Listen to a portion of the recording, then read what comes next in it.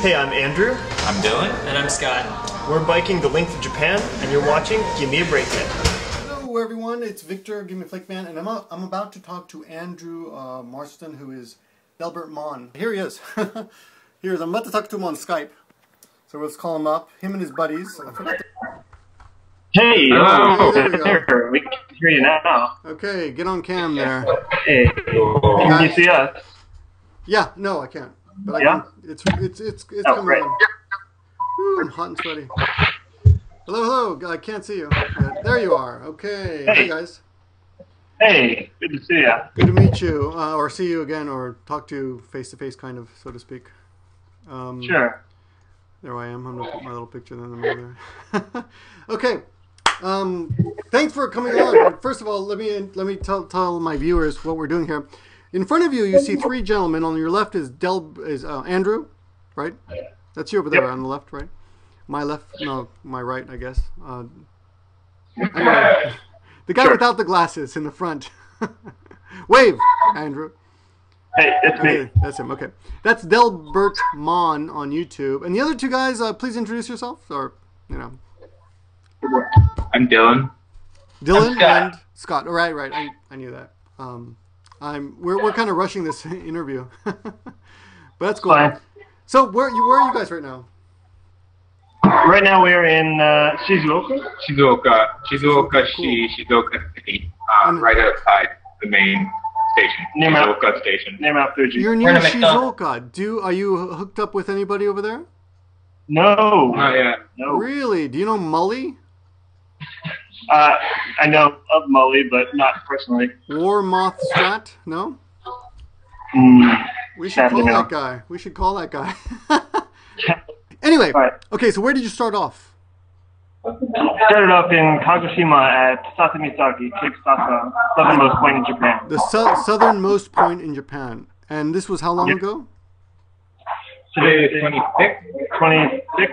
No, yesterday was 26. That was 27 days ago. 27 days ago. How you guys feeling? Tired, good, huge thighs. Let me tell you what. Huge thighs. How's the stubble? How's your hair stubble? I managed to shave once at an internet cafe. Scott probably has the best stubble going on now. I just have a Well, this is this is to pretty you thick. guys. Here's a beer. Cheers. Are you guys drinking beer? You're at a McDonald's right now. Yeah, we're in Nothing. McDonald's right My now. water bottle's not even close. Are you at a McDonald's though? Yeah. Yeah. Yeah. Okay. And they have free. Well, obviously they have free internet. Cool. So who speaks Japanese in this group of three? Dylan probably speaks the best. I can understand pretty well, speak somewhat. Nihongo hanasemasen. Okay. And that's Or- Scott in the back. Yeah. Yeah. Speaks almost nothing. Okay. So Scott, actually, a lot of people are interested in traveling all over Japan right now. They're very interested in traveling, and you've traveled from the southernmost tip of Japan. How many kilometers have you come now? 1,700? Yeah, just 17. over halfway from our That's like total. that's like 1,000 miles, over 1,000 miles. Yeah. Yeah. Hey, that's cool. Yep. That's from New York City to Florida. You know, that's what we do. Yeah. Yeah. About, I'm thinking, that's great, amazing. So what's been your having very little Nihongo or Japanese under your belt? What's your experience? Experience is pretty good. I've got two translators, so it's I can depend on them when I need to. But I did manage to bike some on my own and find the route, and it was kind of fun. I enjoyed the challenge of exploring and trying to communicate, even if I don't have the language. So you don't think it's a big problem traveling in Japan without any real language skills? It's a little bit hard at first. Actually, when I first tried to meet up with these guys, they were down in Fukuoka, and I missed the last bullet train to make it all the way there, and I ended up in Hiroshima by myself at midnight trying to find a place to stay, and I couldn't contact them because I didn't have a cell phone yet. So that was a fun challenge, and ended up finding a hotel. You did well, though. Yeah, I thought so. I sent them a panic sounding message or a listening message. He doesn't give himself enough credit. He communicates pretty well. So what would you say to people who want to travel in Japan but don't speak Japanese, Scott? You think it's completely doable? I would say learn the basics, learn how to say thank you, and maybe ego, Ego? to ask if anybody. Ego. Ego means English. Okay. Yeah. Okay. Right? So ego And, dekimasu ka, and can you speak English? And that'll get you. Right. That'll It get you also at does least. to have. It helps to have a few contacts at different places, just in case you need help. Right. Great. Okay. So, what about Dylan? Any adventures? Since you speak the best, I mean, you probably have the most communication there. There are two adventures so far. I tend to get into a lot of strange conversations with people at Konbini and convenience stores. I don't know. I guess it's a magnet for Okay. the people who talk to the gaijin, the foreigner. So they'll always come up and say hi, and I end up talking to them for half an hour or something. Yesterday, I met two guys at a convenience store that are doing they're a manzai duo.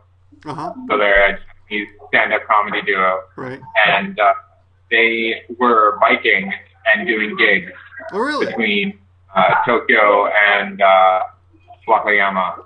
Cool. And yeah, I got to see them perform that night. Great. Cool. All three of you, or just you? I was just me. Oh. So you guys I have all don't these events. where are you around. sleeping most of the time? You're bicycling all the way. You're on bicycles, and I saw your bicycles are full of luggage. I imagine you have tents in them. Yeah. Well, when we don't have contacts, like places, people that we know in different cities, then we just camp under bridges or public parks, wherever Like trolls, kind of out of homeless the people. dark. Okay. Yeah. Have you been hassled at all by the police or by anyone for sleeping in public parks? Only when they think that we've forgotten our alcohol. Yeah, it was like day 2 or day 3. We were camping on the beach, and the night before I had been blogging from the Lawson convenience store because they have an outlet, and so I plugged in and I can do internet from my cell phone. And 2 cops come up and they just asked me what my name was, what I was doing there, because I looked kind of suspicious, white guy with a computer outside of a convenience store just sitting there for like an hour. That went smoothly, and then the next morning, I wake up at like 7 a.m. to the same 2 cops asking for me specifically at my tent, and I was really worried. On the beach. I was worried that maybe I had broken some law by camping on the beach or something. I don't know.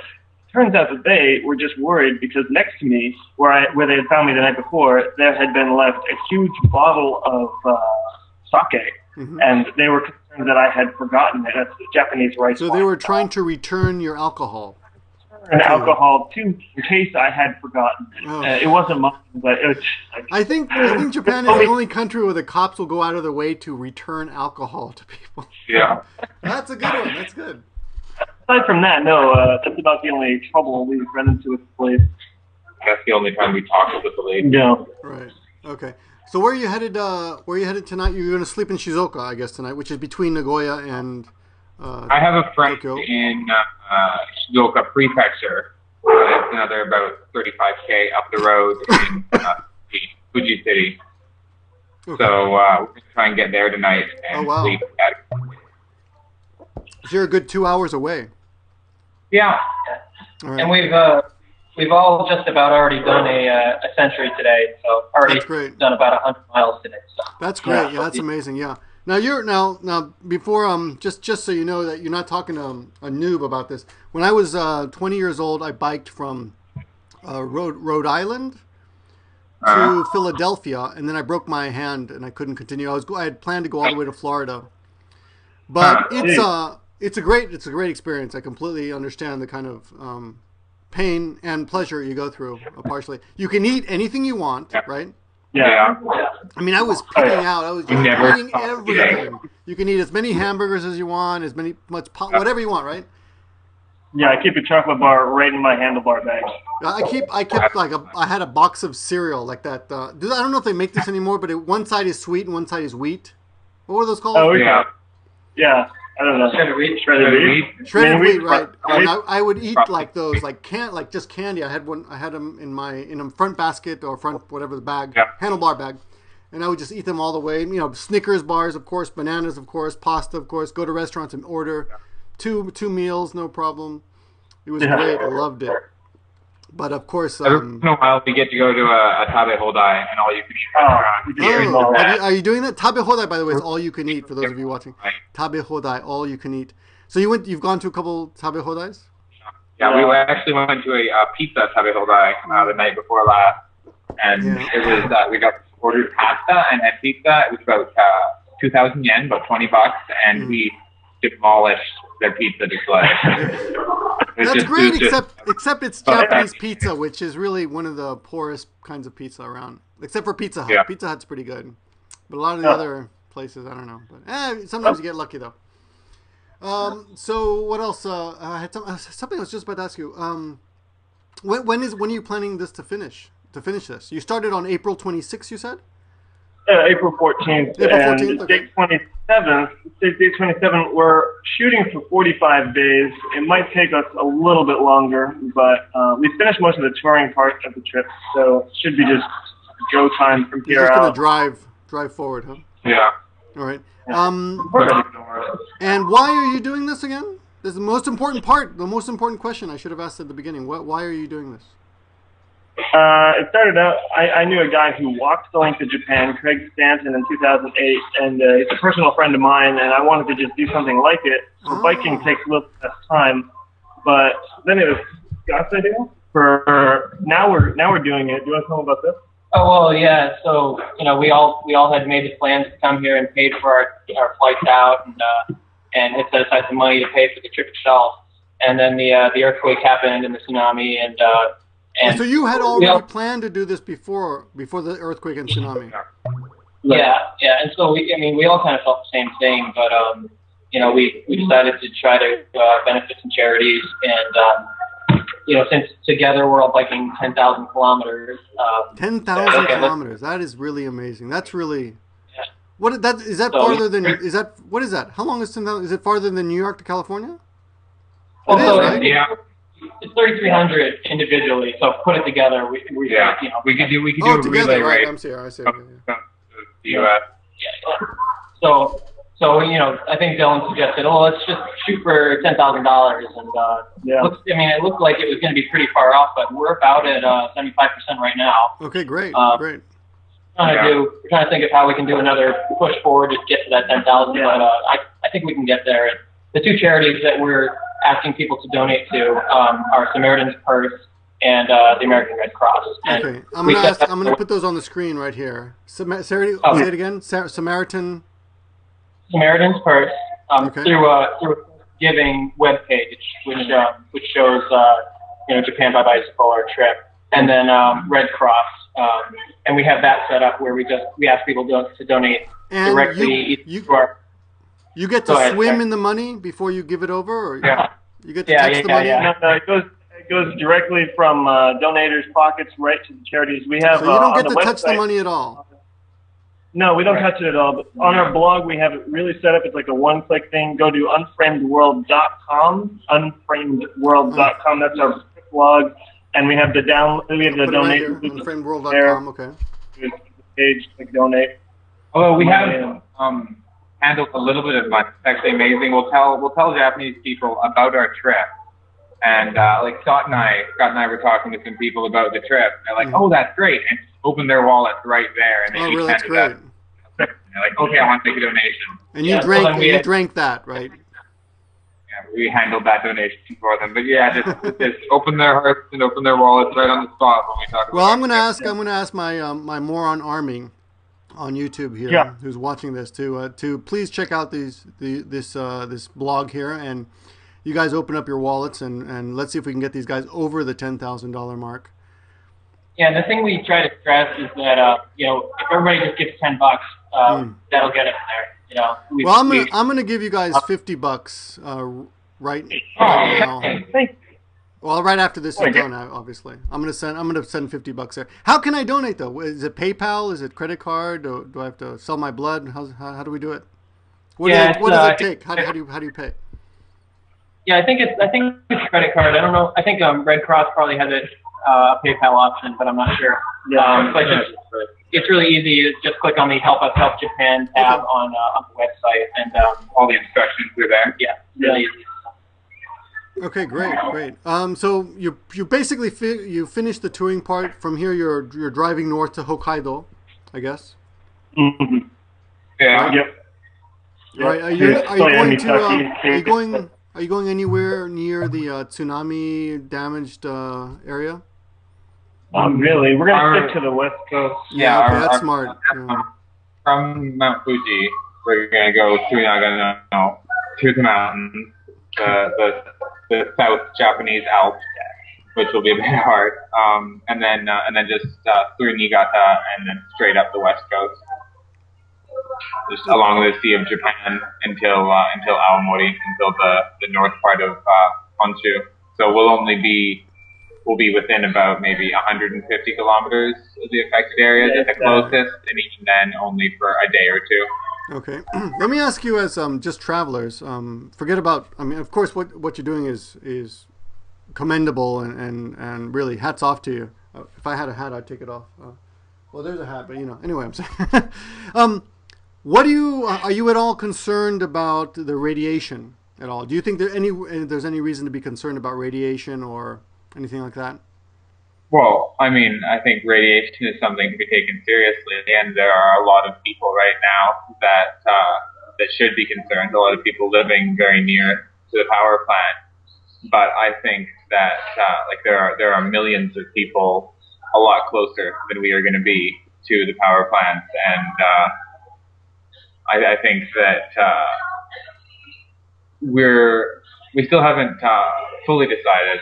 But right now, Andrew has a nuclear engineer uncle that is feeding us information, and we're taking his advice. But right now, we think that it's within a reasonable amount of safety. And I mean, there are millions of Japanese people much closer than we are, and I mean, they have to deal with it every day. Our link to passing through, How much of Japan do you think is how much of Japan is still travelable?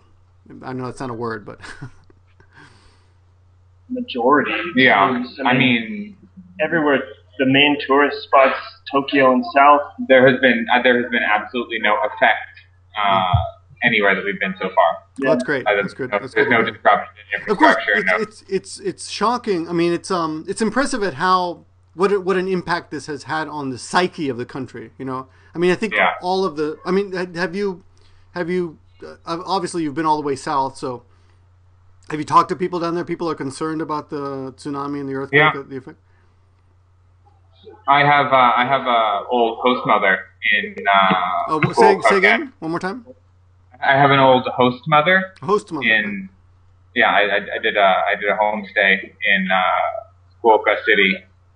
And she watches the news constantly, and every time there's an earthquake anywhere in Japan now, she texts me and asks me if I'm okay, and were you near this earthquake? Were you near that earthquake? And I mean, they're probably earthquakes of the same size that Japan always gets, but there's definitely this feeling in the air of another one might come, this sort of lingering fear and tension. So the country is kind of united over this disaster, but at the same time, actually, most of the country is pretty safe to travel in. Yeah. So far, from what we've seen, it is important to mention. We are somewhat removed from the media, and I think it's important for everybody to look into the facts as best as they can find them. You can find experts putting their opinions out there on both sides, and media completely spins things to pander to their own audience and their ratings. So it's important to get informed, but from our experience, we've felt that it's pretty safe. All right. Okay. So your by the way, your screen name is coming up on the video. Is that okay? Yeah, that's fine. People might be Skyping you. I just want to warn you. Is that okay? Okay.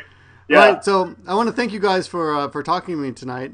We've made a 20-minute video almost. We're on 20 minutes now. But that's cool. I think I have a very a great group of followers who watch my videos. I don't know why they watch for 20 minutes, but they will. I promise you will. So what word would you? Let's give them a word to type in the comments. A word? At the end, yeah. Just say a word that they have to type in the comments, and then we'll know how many people actually watched to the end. Gaijin Smash. Gaijin Smash. Hyphenated. Gaijin Smash. Hyphenated. Okay, it's got to be hyphenated. It doesn't count, guys. Doesn't All right, so everybody watching this video, type in Gaijin Smash. But more importantly, go over to unframedworld.com and open up your wallets and give these guys. Let's put these guys over the top of $10,000. All right. Make me proud, morons. Okay, and I'm going to do the same. I'm going to contribute as well. Thanks a lot, guys. Yeah, thank you. Is there any final word, any final story, or anything else, anything that I missed, or? You guys There's a lot of stories. Well, I know you got another 2 hours to go, so I'll let you guys get back on the road. Okay. And Thanks a lot. please just wave goodbye to all the morons. Mata.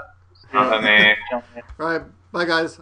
And that's my interview with Andrew Delbertmon here on YouTube, his buddies Scott and Dylan. Thanks for watching, everyone.